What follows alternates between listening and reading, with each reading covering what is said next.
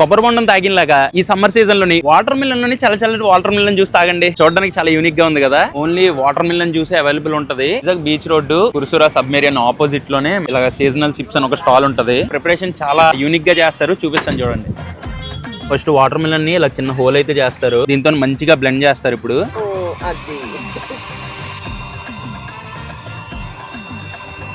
ఈ water melon తీసిన ముక్కకి చిన్న అంబ్రెల్లా గుచ్చి ఇలా డెకరేట్ చేసి అయితే ఇస్తారు. అంతే, మన pure water melon juice ready అయిపోయింది. ఇందులో మనకి ఎటువంటి షుగర్ గానీ వాటర్ గానీ ఐస్ గానీ ఏమి యాడ్ చేయరు. భలే ఉందిరా. అరే మౌలి, వాటర్ మిలన్ ఏం తాగుతావురా? దానిలోకి ఇది కలుపురా.